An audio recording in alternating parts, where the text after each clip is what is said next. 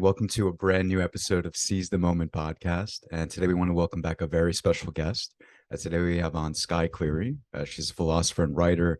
She teaches at Columbia University, Barnard College, and the City University of New York, and is the author of Existentialism and Romantic Love and co-editor of How to Live a Good Life. Her writing has appeared in the Paris Review, Aeon, the Times Literary Supplement, TED-Ed, the Los Angeles Review of Books, and among other outlets. She's won the 2017 New Philosopher Writers Award and was a 2021 MacDowell Fellow. Her newest book, available everywhere on August 16th, is called How to Be Authentic, Simone de Beauvoir, and the Quest for Fulfillment. Welcome back, Skye. Thank you, Alan, and thank you, Leon. It's lovely to be here. Thanks for having me on. Absolutely. And so to start off with a quote from Skye's book, Skye wrote, Beauvoir's philosophy teaches us that we can't become authentic until everyone is free, because any freedom that relies on oppression is morally flawed. But she also teaches us how to live and become authentic in the midst of a complex and uncertain world. Every moment contains possibilities for grasping our situation, creating ourselves, and connecting with others as authentic friends. This is the process of authenticity, to continue creating our essence as we engage with others in the struggle to construct our shared world. There is a huge amount of pressure to maintain the status quo, but Beauvoir shows we use many bad faith reasons to justify our unwillingness to fight oppression. Many of these justifications are based on mystifications. It's easy to slide into apathy, to go with the flow, to accept the just so stories that tell us that our situation is destined by nature and tradition. These stories serve oppressors, reserving peace, harmony, and happiness for a select few. Yet to surrender our agency in the face of these lies violates our authenticity. It's important to recognize and understand these excuses so that we can challenge people to reflect on their beliefs. To know and to still oppress or to be complicit is to act inauthentically. I love that, man. Brilliant. Just phenomenal writing. So can you tell us, before we even get into the philosophy of Simone de Beauvoir, can you tell us a little bit about your background and how you became interested in it? Sure thing. So it's been a long journey. And I guess I did study a bit of philosophy in my undergraduate degree, but I didn't really care for it back then. So I went into financial markets. And at some point I did an MBA. And of all places, the MBA was where I discovered the existential philosophers and Simone de Beauvoir, first of all.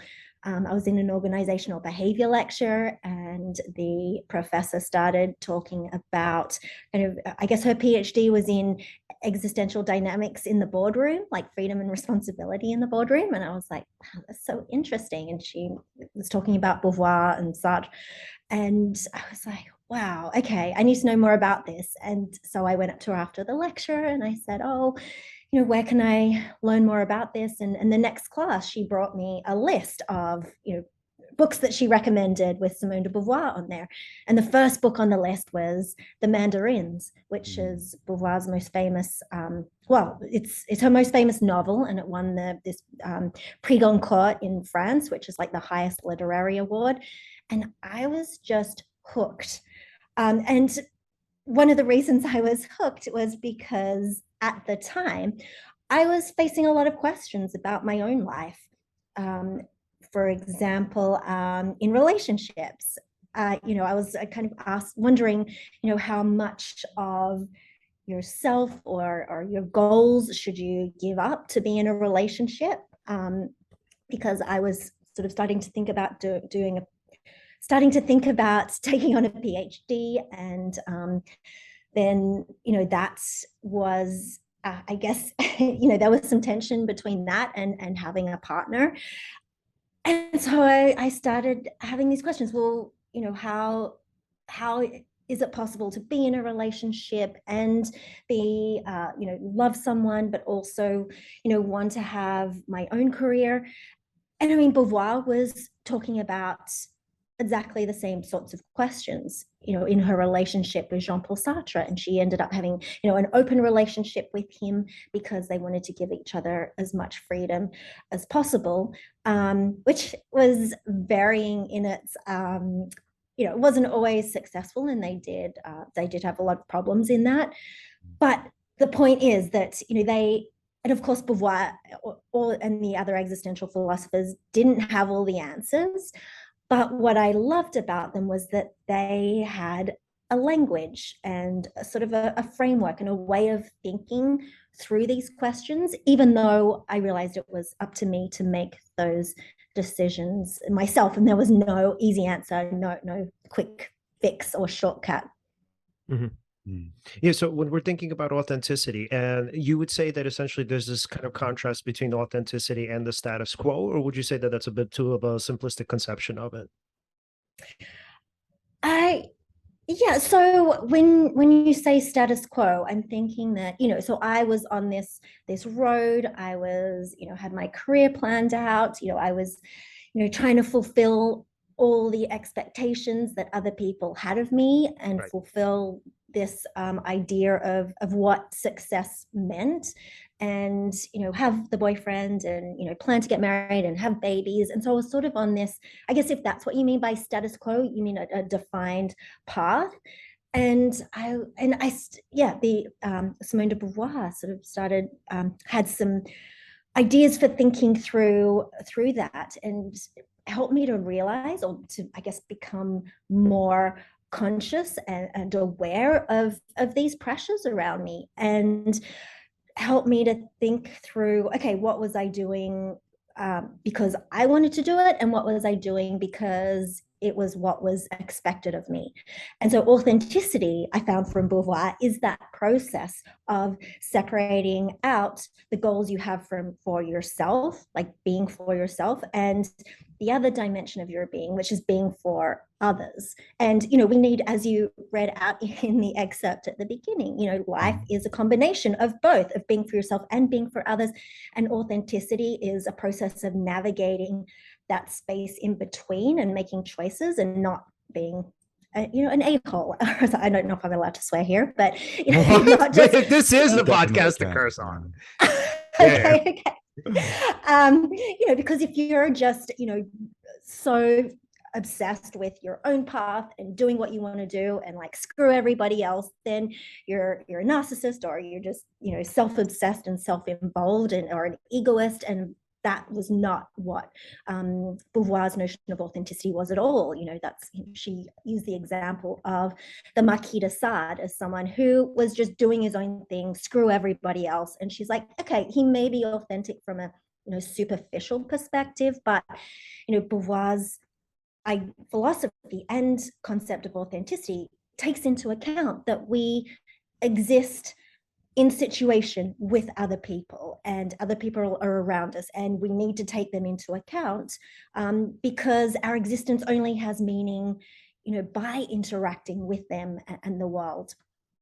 Right. And it's so interesting because people often have this misconception of authenticity as your impulsive side. So I often hear from patients where they'll say something along the lines of, well, when I let's say we think about it in the Freudian construct, right? So you have like the id, which is like the impulsive side, then you have the superego, which is like your conscious, and then obviously the ego kind of mediates between the two. So I would have patients tell me, well, they're like, the impulsive side is the real you, right? So it's like, it's when you start thinking about what to do, that's not you, that's the culture, that's society, very Freudian, right? It's sort of civilization imposing on you what you're supposed to do. But you're actually saying, based on Beauvoir's philosophy, that that's actually different. It's that impulsive side that may want to please everybody and may want to be part of society for safety, let's say, kind of protection, obviously, to up one's status, let's say, to be, again, a big part of the group or an important part of the group. But it's actually the kind of forethought, and it's the part of the self that says, or that asks rather, who am I really? And then kind of, as it goes through the processes and makes the decision. That's actually what authenticity is, as opposed to just your impulsive side, which, like Marquis de Sade, just kind of just does whatever he wants and doesn't really necessarily think about the consequences.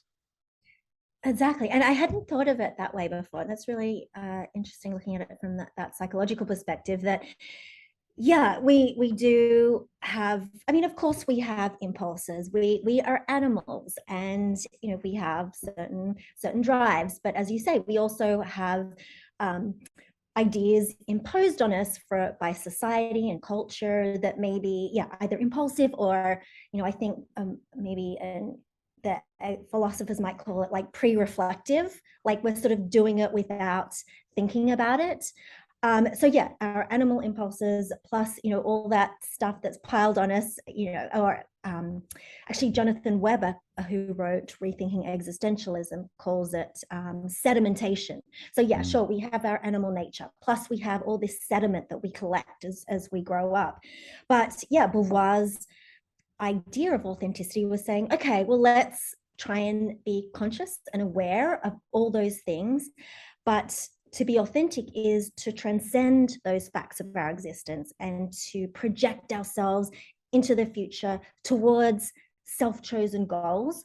And so it's that forward-looking aspect that is critically important in authenticity. So it's not when you said, oh, who am I? That's the usual kind of, oh, we've got to look inside ourselves to find who our authentic self is. Whereas Beauvoir's like, well, yeah, okay, that's part of it, to understand our facticity, the facts of our existence, to understand, what we're, to reflect on those pre-reflective ideas, but also to understand our animal impulses. But authenticity is also that kind of extrospection, and it's looking outwards. It's looking, what our intentions are, what our goals are.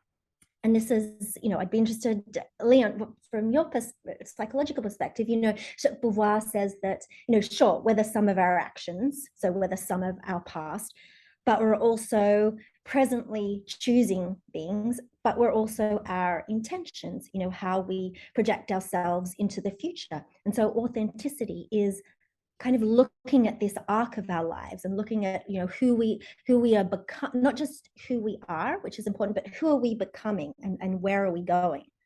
I love that. It's very interesting because, I mean, when you look at the sort of the mainstream perspective on what people take to be authenticity, it's usually that literature of, just be yourself. When you're yourself, you're being authentic, right? Or like you mentioned in the introduction to the book, Brene Brown, right? Like letting go of who you think you are, right? Which essentially it sounds right, but it doesn't take into consideration this sort of balance, right? Not just of letting go of who you think you might be, of society's expectations on you, but also taking into consideration how are your decisions impacting others, right? How will it impact your future self? Are you actually creating your own or designing your own path in life, or are you merely not at the cause but at the effect of what's happening? Like you're this being that just reacts to everything that's happening, as opposed to maybe proactively taking some sort of step to design or have some impact on what trajectory your life takes. It's very fascinating. Yeah. Yeah, and Alan, you've hit on something that I think is really important in Beauvoir's thinking, which is that not looking, to say, just be yourself. Like what is the self? Like how do you even look for your true self, and how will you recognize it if you find it? And so it's a very abstract sort of concept. And I think Brene Brown is absolutely right when she says, it's about letting go of who you think you're supposed to be. Yeah, but what is that other half of who you are? What I love about Beauvoir's idea is that she's very much focused on that becoming, and authenticity is a creative process. So she's like, okay, well, let's think about the facts of our lives, but what we've got to try and look for is that window of freedom that we can sort of squeeze open and make choices for ourselves. And so it's I love Beauvoir's forward-looking orientation. Yeah, and so to touch on the nature and nurture debate, your argument says something along the lines of it's sort of an excuse or a just so story when we say, well, we're like this and we can't change, and it's all too idealistic, we should just give up. Yeah, so that's bad faith in existential terms, like the opposite of authenticity. Yeah, just to say, oh, we have, like, I have no freedom, I have no power, that's just the way it is.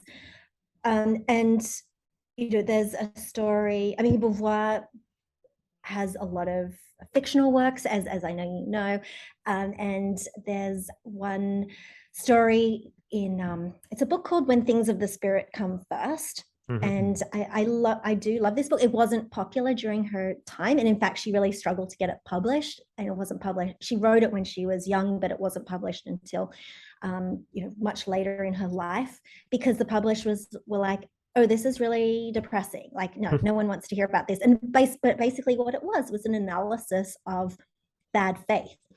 And there's a character whose name is I'm blanking on the name now. Sorry. But Dennis, or Denis in French, I guess. But yeah, so Dennis is this guy who Leon embodies what you were saying. Like, he's just like going with the flow. He's like, just beholden to his animal impulses. Like, he's just having sex with whoever he wants. He seduces this woman and then, ends up marrying her because it's sort of what you do, but, he doesn't take this commitment seriously at all.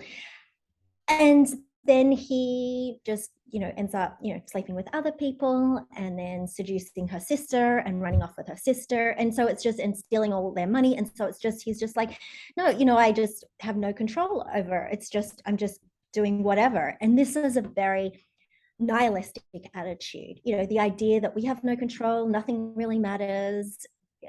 And Beauvoir's like, that is like being a rock. Well, I don't know if she says it's exactly like being, but think about, a rock just is. It gets pushed around by, I don't know, the ocean or the wind or whatever, and it's just, it makes no choices for itself. Whereas humans, one of the things that makes us human is that we can choose and we can kind of change our life. And this was incredibly important for Beauvoir, because it makes us a being for itself as opposed to a being in itself. So a being for itself is conscious and can change its life. However, of course, like we were talking before about, there are facts of our lives. She's not saying, oh, we can choose whatever we want. No, because we live in a situation with other people. And one of the things that makes Beauvoir particularly unique is that she acknowledges oppression, and she acknowledges that there are structures in place that prevent people from, stretching into the future and seizing their lives and making choices about how to become authentic for themselves. And so the idea of kind of rebellion and pushing back against oppressive structures is really integral to Beauvoir's idea. And so it's bad faith, coming back to your original question, Leon, it's bad faith not to acknowledge that there are these structures in our lives which prevent us from choosing. Wow. Yeah, that reminds me of something we discussed recently on the show. Sort of this relates, I think, Nietzsche, for instance. He had this concept of something called the nobleman and the man of resentment. And essentially, the way he defined it is the man of resentment was someone whose existence is, he lives as a no to existence in terms of like everything that occurs. He just sort of reacts to everything that happens. He's, again, like, just borrow what I mentioned before, he's at the effect of everything as opposed to at the cause. And then the nobleman is one who sort of proactively chooses maybe what direction their life takes. And what's interesting is the one who says no to everything gets their identity, their ego, their conceptions of life, or even just the actions that they take from just allowing whatever takes place to just take course and just react to it. So that's very interesting. You can most certainly not be authentic in that sort of conception. Right. And can we just say that mostly comes from a place of fear and denial, where you're just sort of giving up because you're afraid to make choices and take responsibility for your life? Yeah, well said. Mm-hmm. But I think it's fascinating you bring up Nietzsche, and I think Beauvoir had read a lot of Nietzsche, even though she didn't kind of go too deeply into what he said, and she had a lot of problems with what he said, because he was chauvinistic, a lot of misogynistic things. Yeah. But yeah, I think there is a lot of similarity between Nietzsche's I guess Übermensch and idea of, Nietzsche says, or Zarathustra, I guess, says, become who you are. And so it's this idea of becoming and overcoming yourself and reaching beyond, the given. Okay, that's very similar to Beauvoir's kind of method.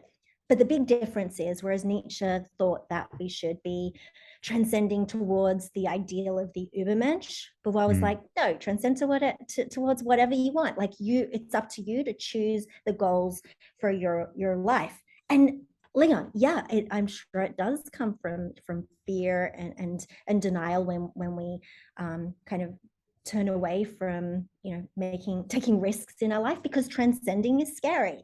Yep. And Beauvoir talks about this in The Second Sex, which was her most famous book, written in 1949, and she was basically an analysis of why women have been secondary to men. And one of the reasons is, as you say, Leon, there's a fear. And okay, so men have asserted themselves as kind of sovereign subjects, and convince women that it's in their best interest to be secondary to men. And so we've sort of evolved into this structure where women challenging the status quo it's a risk to do that. And remember, Beauvoir was writing in the 1940s, where the women's participation in the labor force was much lower. There was no such thing as no-fault divorce. Women weren't allowed to own property. They weren't allowed to establish credit. And so Beauvoir saw all of these things, keeping women secondary. And if women were trying to break out of, that kind of structure, there were heavy costs to pay, like from a social and financial perspective.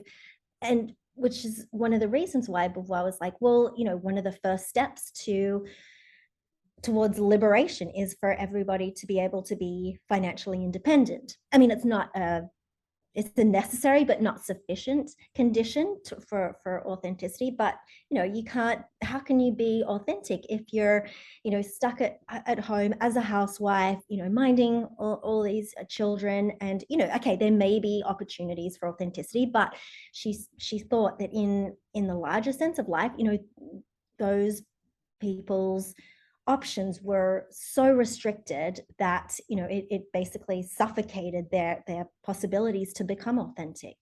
Right. And also it took incredible bravery to even assert themselves in any way possible, especially in the context of the 1940s or earlier.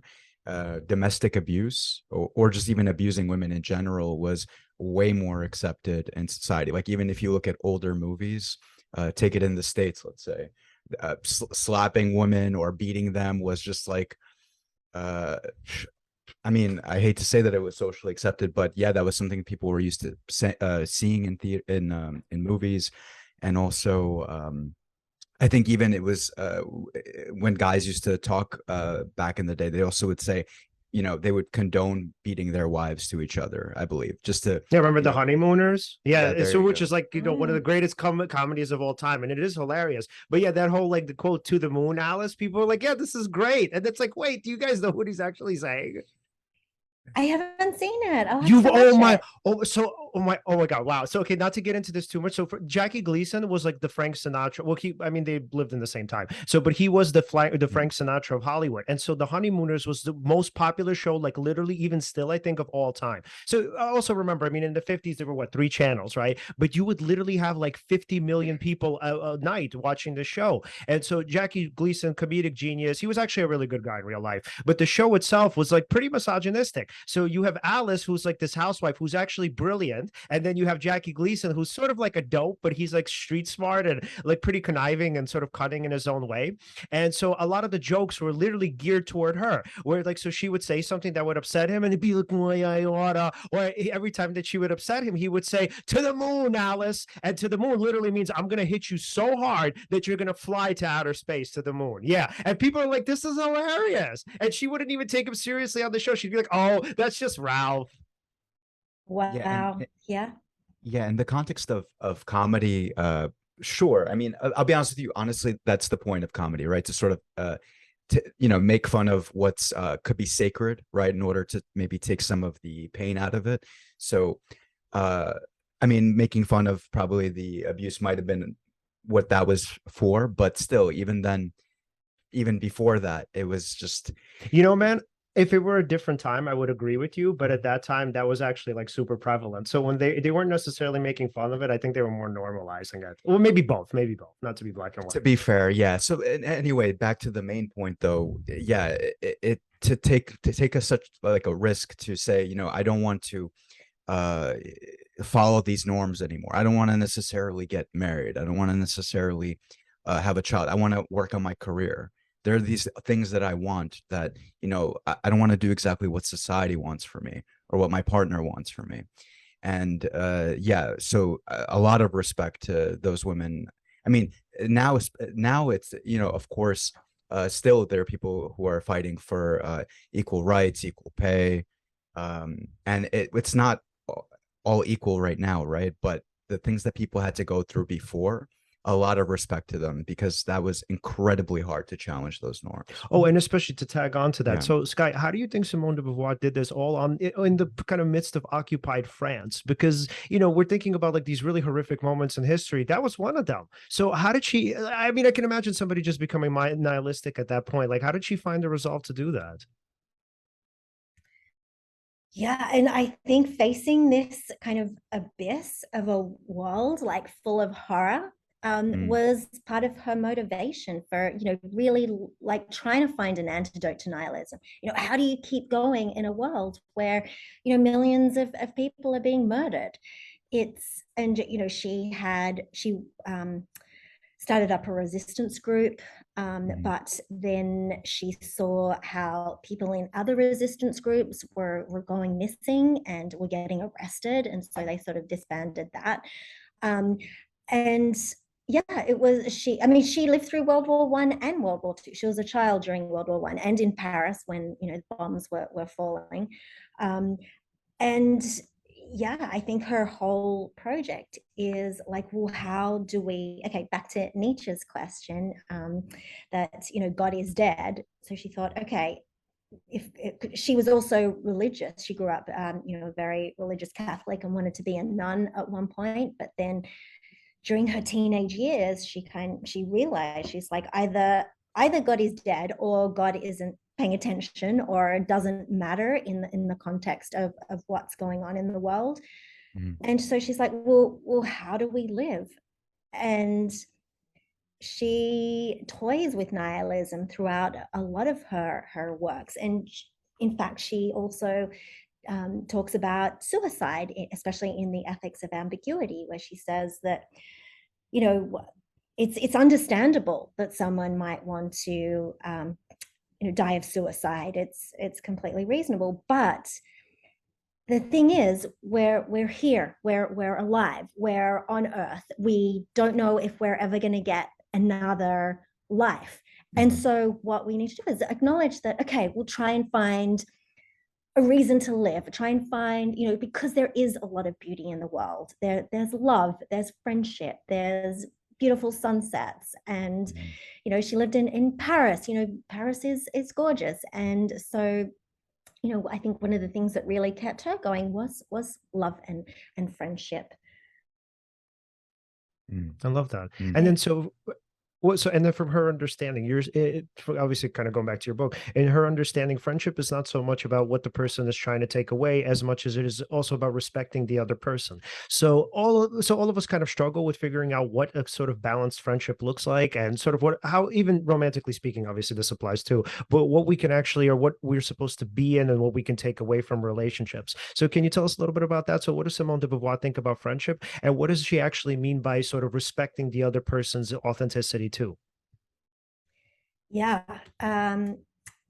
So one of the things that I think is really helpful in understanding Beauvoir's idea of friendship is this notion of inter-subjectivity, which is basically, Leon, what you explained. It's mutual recognition of one another's freedom, and she thought that this acknowledgement is really like the fundamental, like, core of all ethical relationships. She's like, throughout human history, humans have tended to relate to one another, with antagonism and wanting to dominate and possess one another. And she's like, why is that? Why did we develop this culture of possession instead of like seeing one another as potential friends. And so what she thought, and she's a little bit on the same page as, say, Nietzsche and Aristotle in this, in that she thought, friendship is sort of the highest ideal of human relationships. And so there was actually a book. Did you read the book that came out just in the last year or so called The Inseparables by Simone de Beauvoir? Yeah, it was a book. It was just like sort of a long lost novel, and they sort of found it and published it finally. Wow. And she didn't publish it during her lifetime for a lot of potential reasons, and we don't quite know the real reason, but it was all about friendship. And in particular, her friendship with a teenage friendship with a girl called Zaza Lecoin, who she met at school at when they were 9. And Zaza turned up. She basically had her leg like almost completely burned off because it caught fire, like her dress caught fire. But Zaza was this incredible person, and she was so full of life. And Beauvoir was smitten immediately. And they were friends, like really good friends, for 12 years until Zaza died. But I think this friendship is really core to Beauvoir's philosophy, because so she'd read a lot of Hegel. I mean, so had Jean-Paul Sartre.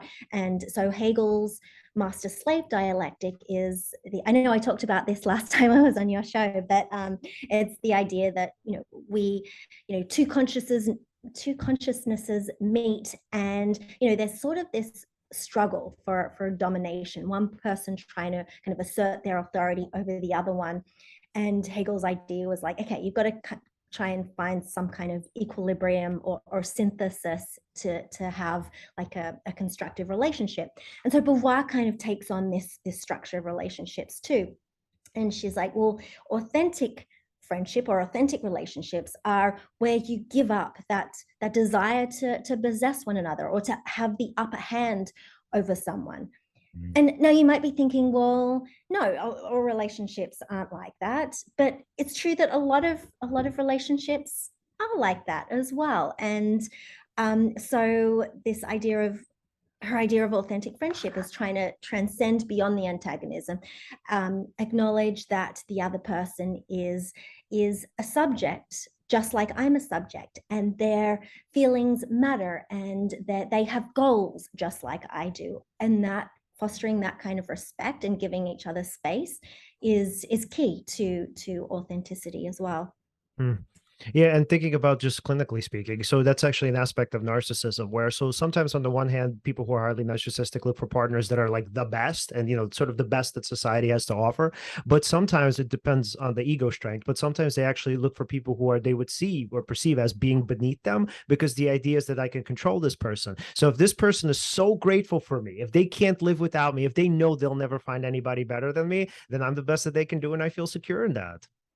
Whoa. Wow. Yeah. So it's actually interesting how narcissism works, because it goes either way. So sometimes, again, they look for the person who's like the best, and then sometimes they look for people who are beneath them. But usually, by the way, even when they look for people who are the best, there's still a way for them to explain it in a way as like, you're beneath me. So like, let's say, with Trump and Melania, if I had to guess, the way that he would probably explain it is that like, well, I'm a genius. Like, who the hell is she? She's just some like looker. Like, she does it. They're a dime a dozen. There are plenty of great looking women out there. It just happens to be that she's mine. But like, so there's still a way to explain it as being inferior, but that's what narcissism is. It's this idea that you should be grateful for me because of my status, because of who I am, and essentially because of what I have to offer, and you don't even you can't compete with that.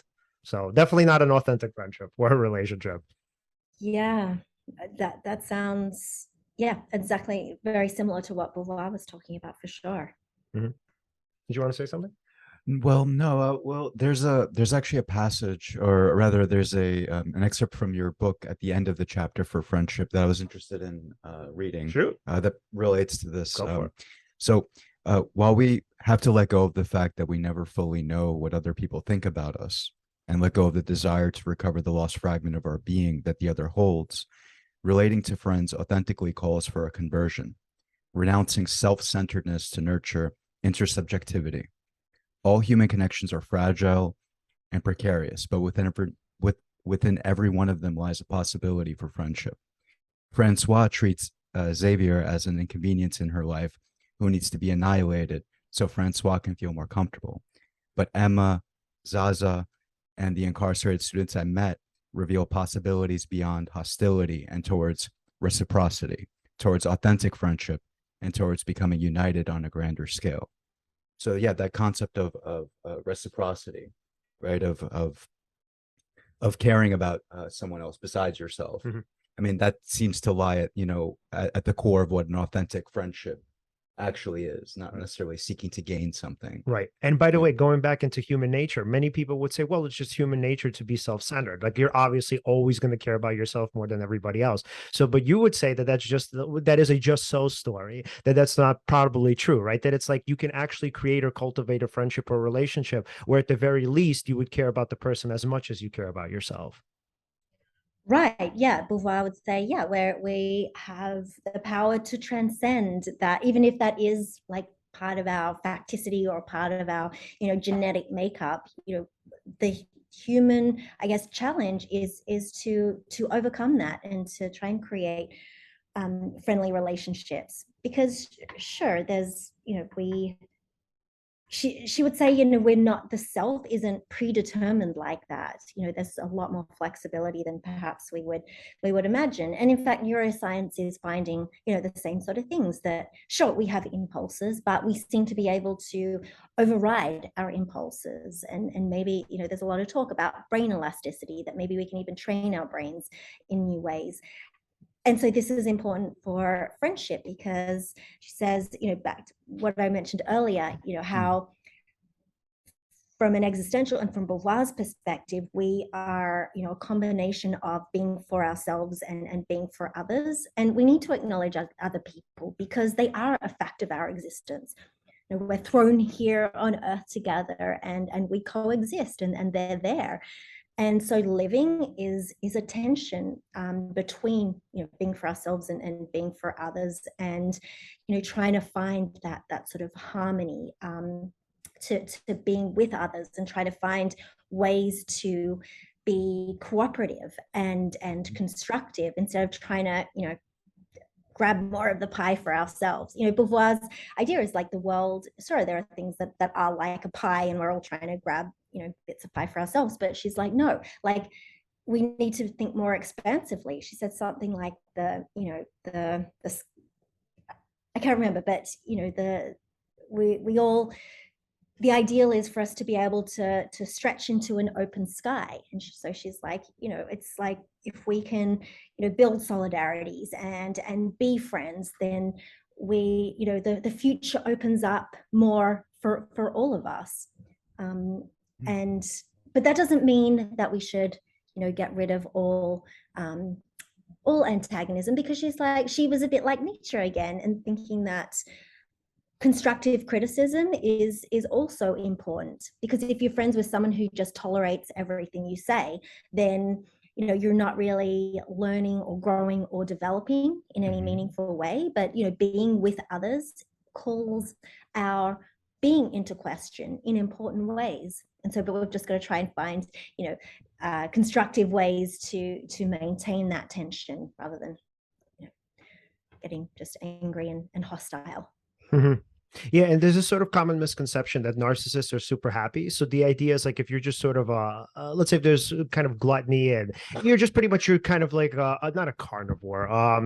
If you're just pretty much like this rapacious person who's just taking and taking and taking, the kind of misunderstanding is that person must be happy, but actually not. So people with narcissistic personality disorder it's highly correlated. They, for the most part, have severe depression on the other hand. So they're really good at hiding it. I mean, that's kind of what the outward perfectionism is about. But again, the misconception is that, well, this person seems to have so much and they seem to be taking up so much space, so much time, so much resource, so many resources, so therefore they must be happy because they have everything that the world has to offer. Not true, man. And so a lot of times the reason why those people are depressed is because they ruin a ton of their relationships. And really it seems like at the core, and I don't want to get into too much of the details, but to just look at that, just that one fact, the fact that there's a high correlation between narcissism and then severe major depression, or at the very least moderate to severe major depression, that must mean that intimacy and relationships are at the core of what makes us happy. So it's not things, possessions, which is obviously a cliche, but true. But you can see it from the data, at least that aspect of the data, that it can't be that it's just doing and living for ourselves and sucking up status and climbing corporate ladders, or even climbing up, let's say, social media ladders or whatever, gaining followers and becoming an influencer. That's not the stuff that makes us happy. Yeah, and I think Beauvoir would have agreed with you. And she does actually have a chapter on the narcissist in the second sex. And she says it's, narcissism is kind of an escape from facing up to taking responsibility for our lives, because she's like, it's setting up an ideal image of ourselves and treating it like a god and subordinating ourselves to this god, and making this image the central meaning in our life. And the problem is it's based on what you said, Leon, that we're trying to create this image of ourselves that's like kind of a very cohesive and perfect being, which is like none of us are like that. We're all we're fragmented, we're evolving, we're all of us are all over the place, and none of us have it all together. And so yeah, she says that's kind of a denial of our freedom. Wow, I love that. Right. So if you think about automaticity, I mean, narcissism really is that, because it's sort of like you can't escape, as Alan would probably agree, your ego. Right. Yeah, no, for sure. I mean, depending how you identify, I mean, essentially, an aspect of the ego is you identify with a belief or an idea, and anything that sort of comes into conflict with that, you tend to resist it, and it's this false self, right? And that also keeps you from being authentic, right? One thing I wanted to ask you about, actually, because I was just thinking about this for the last few minutes, in the context of marriage, right? When we're thinking about authenticity. So I mean, for me personally, right? I and Leon as well, we have a sort of a Russian background. I'm not Russian, Ukrainian, whatever, Georgian, whatever. Anyway, so our folks, they really want us to get married. They always push that thing And have kids. and have kids. Where's your kids? I want a kid. I want a grandson tomorrow. Are you getting married? That kind of thing. And I'm sure this is very relatable to a lot of people listening, for sure.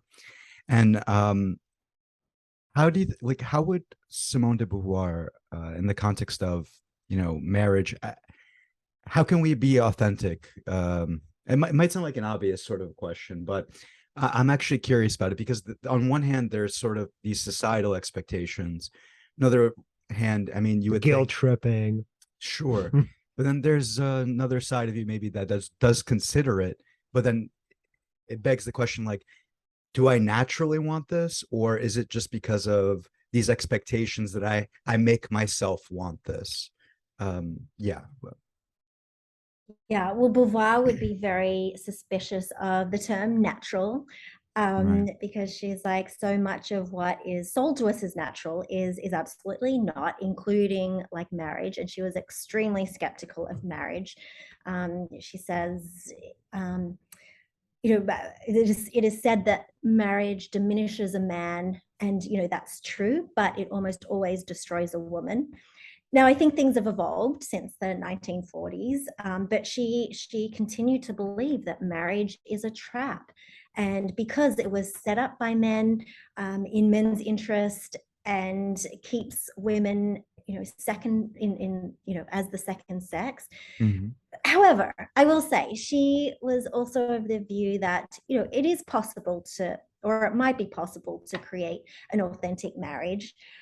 But the problem is that marriage comes with so much baggage of gender roles. It's like, sure, women are, expected to have children. And, if, our society is such that, it's usually the woman who not always, but often stays home because of, the gender pay gap, and, the way, especially in the US, the way parental leave is structured, kind of pushes the responsibility towards a woman. And so that means that women end up taking kind of a backseat in their career, and men don't. And so there are all these, kind of compounding challenges to marriage.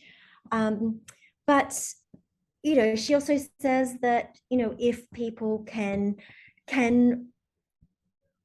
marriage doesn't have to be like that. It doesn't have to be sexist. And if you can come together in a way that, acknowledge that we live in a society that does support marriage. And of course, there are like thousands, or maybe not thousands, but I think there's at least 1,000 laws and benefits that you get if you're married, especially in the US. So there are, society is channeling us into getting married, and it's a tradition that works for a lot of people. It also doesn't work for a lot of people. But I was like, okay, fine. If you look around and acknowledge that it's perhaps a union that you want to enter into, and you're aware of what it means, and you can come to an agreement that doesn't oppress people and that doesn't fall automatically into these problematic ways, and she's like, okay, maybe it will be possible. And I mean, she says in her chapter on marriage in the second sect, she says something like, the ideal would be that each person, perfectly self-sufficient, be attached to another by the free consent of their love alone. And so, her idea was that, we should be able to choose, and not just be together because, we signed a piece of paper one time, but be together because we want to be together, and we can renew that and acknowledge that maybe in the future our paths will diverge, and that's okay. And divorce is not going to be necessarily it might be failure of the marriage, but it's not a failure on our behalf, because it's not, marriage isn't a natural thing. Animals don't get married of other animals. It's a human construct.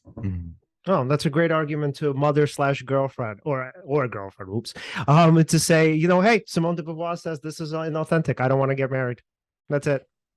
Wow. The reality.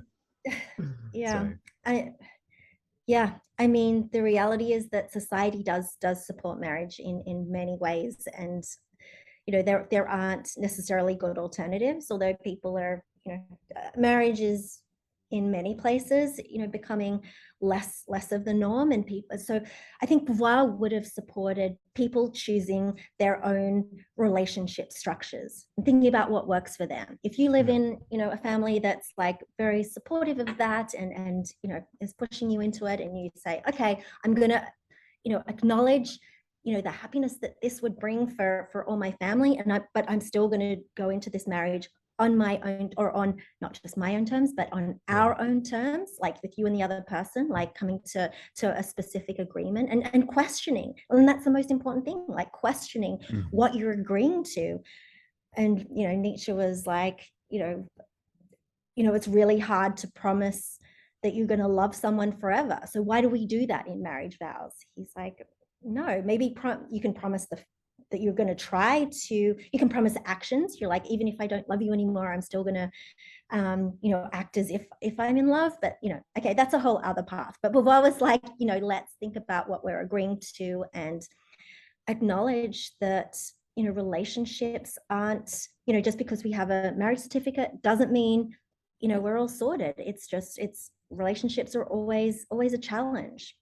Yeah, man. Wow. So, and we had Stuart Weiss on the show, I think about a couple of months ago. We were talking about like the uses of delusion.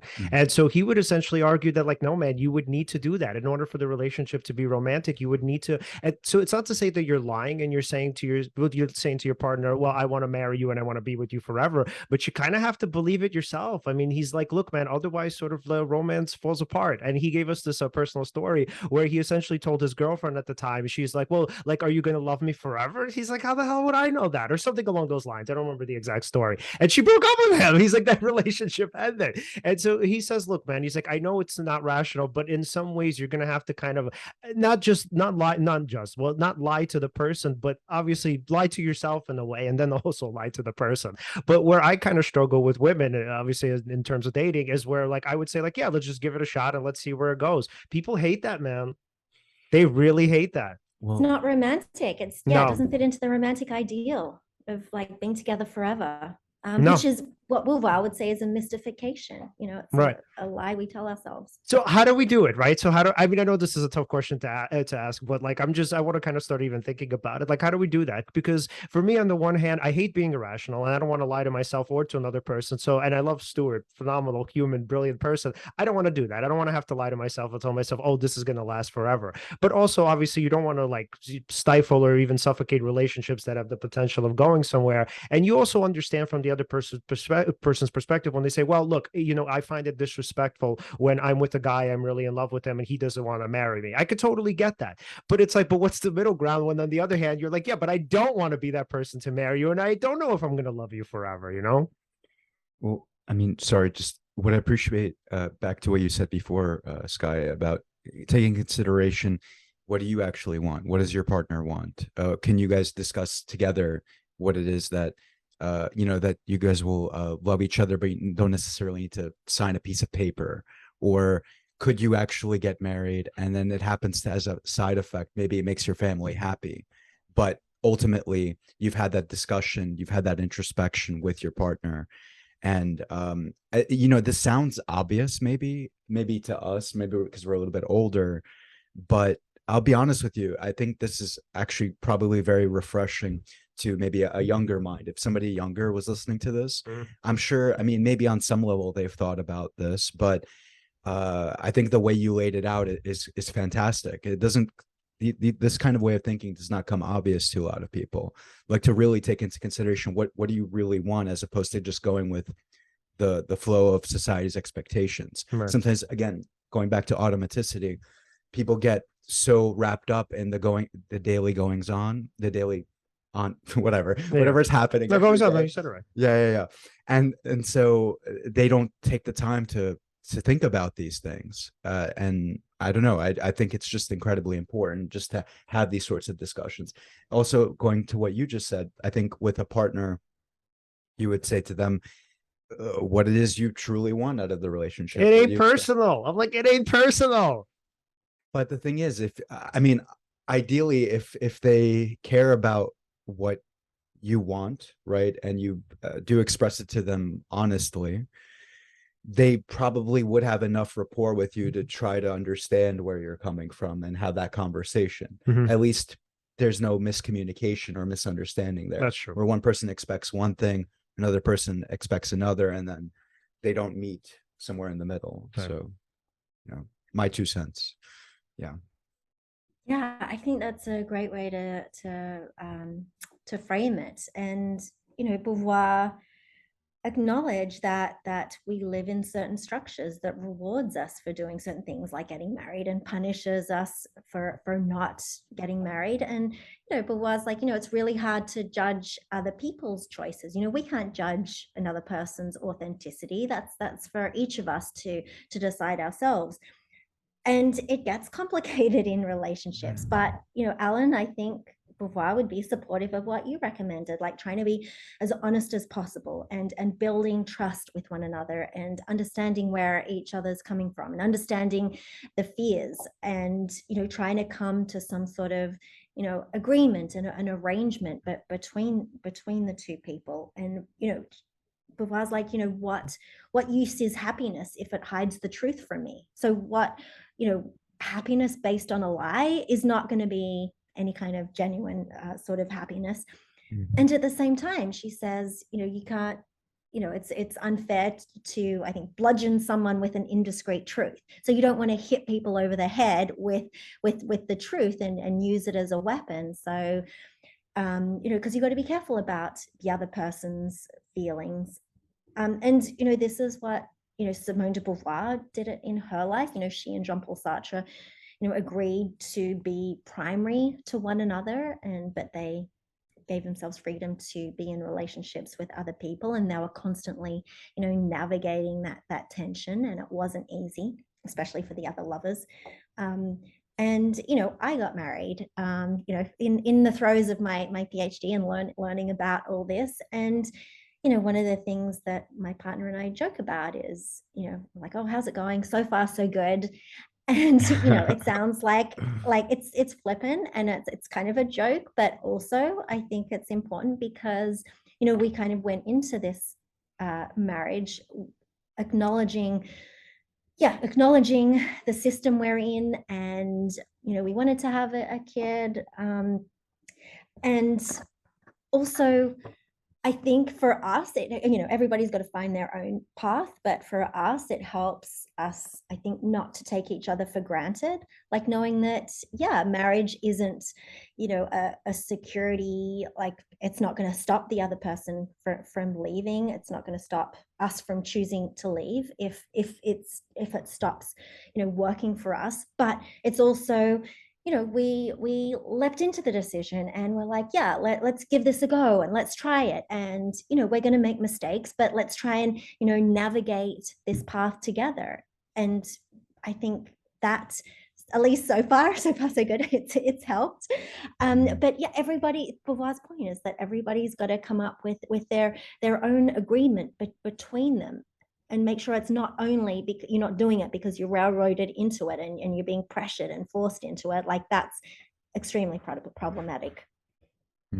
And so for Stuart, he actually recommends a contract that's periodically, what's the word?